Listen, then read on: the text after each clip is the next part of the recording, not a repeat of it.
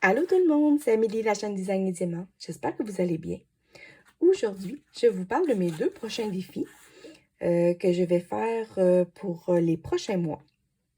Je vous parle des deux en même temps parce que les deux sont dans le même principe, mais j'en ai un en diamond painting et un en point de croix. Le premier que je vais vous parler ici, c'est celui sur le diamond painting qu'on voit ici. C'est sur le groupe Facebook La Folie du Diamond Painting. C'est un groupe français qui est administré par deux filles, Aurore et Dominique, qui contient présentement à peu près 750 membres. Ce qui est le fun dans ce groupe-là, c'est qu'ils ont plusieurs événements qu'ils font avec divers petits défis. C'est sûr que ce n'est pas des défis avec des prix, c'est vraiment des défis pour le plaisir. Mais pour ceux comme moi qui sont des accros aux défis, ça peut être intéressant. Comme par exemple, au mois d'octobre, du 1er au 31 octobre, il y a un défi qui s'appelle Calavera. De ce que j'ai l'air de comprendre, c'est tout ce qui est un peu style le crâne mexicain, un peu dans ce style-là. Après ça, tout le mois de novembre, ça va être un défi dessin animé. Le mois de décembre, ça va être un défi Gorgeous. Et à partir du mois de janvier, le mois de janvier, ça va être un défi mystère. Donc, j'imagine que c'est une toile mystère. Et tout ça, c'est avec des toiles grandeur de votre choix. Moi, aujourd'hui, je vais vous parler du défi du fil rouge qui commence le 5 septembre, ça veut dire lundi. Alors, c'est un groupe qui a comme ambassadeur Ophélie de la chaîne Diamond Painting en folie. C'est vraiment l'ambassadrice de ce groupe-là pour ce défi-là. Ce défi-là, en fait, la manière qui fonctionne, c'est qu'on choisit une toile. Moi, j'ai pris une toile que j'avais déjà en stock. Minimum 40 par 50. Elle peut être un peu plus grande. C'est la grandeur de votre choix, mais il faut qu'elle soit minimum 40 par 50. Ce que vous faites, c'est que on en fait comme un défi mystère. En fait, compte, on s'arrange pour cacher l'image si elle a une feuille transparente avec soit les feuilles blanches qu'on peut trouver pour cacher ou avec la pellicule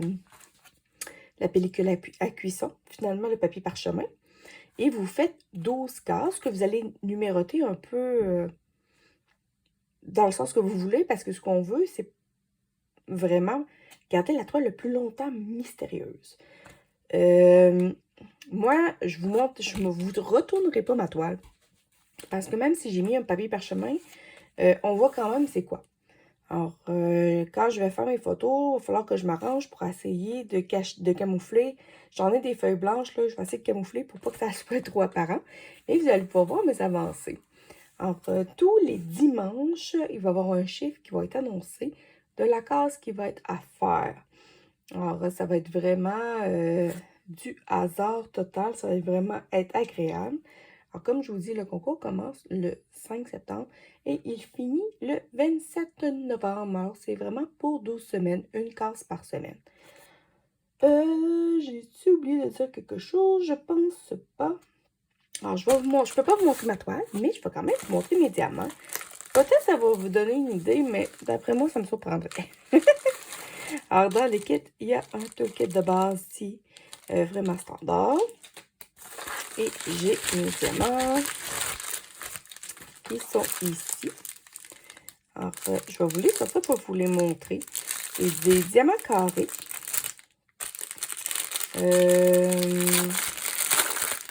Mais vraiment, vous allez voir, là, c'est tout dans les teintes de gris.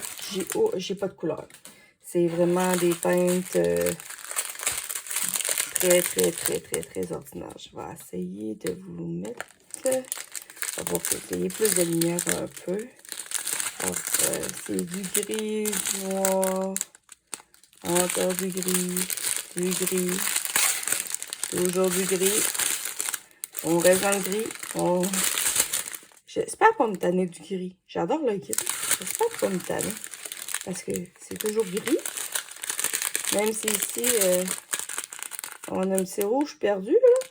Mais on est toujours dans le gris. Gris. Oh, un blanc bleuté. Wouh! Gris, gris et blanc. Moi aussi, j'ai un petit perdu, un petit bleu. Alors, une toile monochrome en diamant carré. Et on prend un sachet. Les carrés ont l'air beaux. Ah, j'en vois légèrement piqué. Mais les bords ont l'air droits. Alors, je vous dirai pas d'où est-ce que je l'ai pris. Parce que je veux pas que vous essayiez de la trouver. Je veux garder le suspense jusqu'à la fin. Mais, alors, c'est ça. C'est mon défi. Alors, sur mon groupe Facebook, à chaque semaine, je vais vous marquer un défi fil rouge avec, je vais marquer case X, puis je vais vous montrer la photo, mais je vais essayer de bien vous cacher pour pas que vous arriviez à deviner. Mais j'aimerais ça que vous essayiez de deviner pareil. À chaque semaine, c'est quoi? Vu que les couleurs, je ne sais pas si ça peut aider, là. Mais, bref, ça reste à voir. Alors, je vais vous parler du deuxième défi dans le même genre. Je vais tasser ma feuille ici à côté. Le deuxième défi, je vous l'avais déjà présenté sur une autre vidéo en unboxing. C'est mon point de croix d'Halloween. Alors, je ne vous referai pas un unboxing parce que moi, parce que je l'ai fait déjà sur une autre vidéo. Alors, si je vous fais un résumé pour ce défi-là, c'est sur le groupe Facebook Les Petites Croix Givrées. C'est vraiment une page Facebook qui a été créée pour ce concours-là. C'est un concours qu'on appelle un SAL ou, si on préfère, un stitch-along. Ça veut dire, c'est encore dans le même principe que l'autre. Ça veut dire, on le sépare en différentes cases et c'est une case à faire à la fois. C'est Lynn de la chaîne YouTube Lynn Diamond Painting et Point de Croix qui a parti ça. Elle donne d'extraordinaires explications sur la vidéo Floss Tube numéro 3, lancement du SAL, les petites croix givrées. C'est vraiment là, on retrouve toutes les informations, tout ce qu'il faut faire. Moi, je vais vous donner différentes adaptations, mais si ça vous intéresse, soit de le faire ou d'aller approfondir, allez voir cette vidéo-là de Lynn. C'est vraiment la meilleure façon d'y arriver. En fait, compte, originalement, le concours, c'est sur le thème de l'hiver ou de Noël. Moi, vu que ça fait des années que je n'ai pas fait de point de croix, je me suis dit, ouais, je pense pas avoir le temps de m'en commander un. Et je venais de recevoir celui-là. Alors, j'ai décidé de participer hors concours. Parce qu'on peut participer hors concours. On n'est pas obligé de participer nécessairement au défi de manière officielle. Moi, je participe hors concours parce que mon thème est hors sujet. Et de toute manière, ma toile, même si c'est une 40 par 50, elle est un peu trop petite pour participer. Mais hors concours, pour la première fois, ça me convient. Je vais voir si je suis capable de suivre les autres qui font ce défi-là. On verra bien, on verra bien. Alors, le groupe Les Petites Croix Givrées sur Facebook est administré par Catherine et même si ce groupe est très récent, on est déjà rendu à 80 membres. C'est très, très bien.